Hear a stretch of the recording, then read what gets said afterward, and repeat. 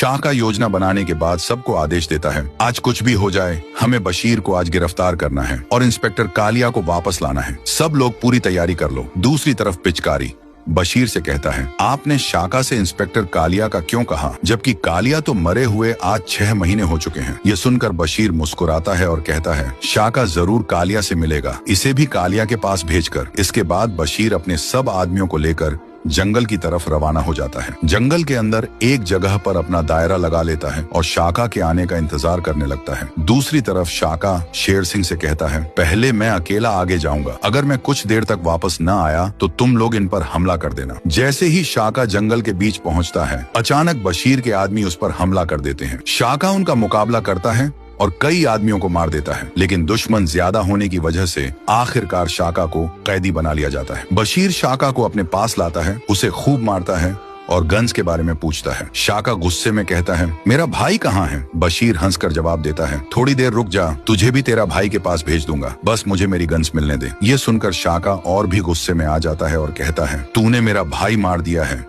मैं तुझे नहीं छोड़ूंगा। अभी यह सब हो ही रहा होता है कि दूसरी तरफ शेर सिंह शाका के वापस न आने पर सबको हमले का आदेश दे देता है। फिर एक खतरनाक जंग शुरू हो जाती है। हर तरफ फायरिंग, हाथापाई और चीख पुकार होती है। बशीर भी खुद लड़ना शुरू कर देता है। मौका मिलते ही शेर सिंह शाका को बचा लेता है। अब शाका पूरी ताकत के साथ बशीर के आदमियों को मारना शुरू कर देता है। काफी देर तक लड़ाई चलती रहती है। आखिरकार बशीर का सामना सीधे शाका से होता है। दोनों के बीच एक खतरनाक मुकाबला होता है। पहले बशीर शाका को खूब मारता है, लेकिन फिर शाका पलटकर बशीर पर भारी पड़ जाता है। धीरे धीरे बशीर के आदमी वहां से भागने लगते हैं। अपनी जान बचाने के लिए बशीर भी वहां से भाग निकलता है। लेकिन दूसरी तरफ जग्गू दादा, जिसे बशीर ने गन्स देने का वादा किया होता है, समय पर गन्स न मिलने की वजह से बशीर को मारने के लिए ढूंढ रहा होता है। जैसे ही बशीर जंगल से बाहर निकलता है, जग्गू दादा उसे पकड़ लेता है और खूब मार पीट कर वहीं जंगल में फेंक देता है। उधर शाका पुलिस स्टेशन में बैठा सोच रहा होता है कि आखिर बशीर गया कहाँ। तभी उसे फोन आता है कि गांव में एक लाश मिली है। शाका फौरन वहां पहुंचता है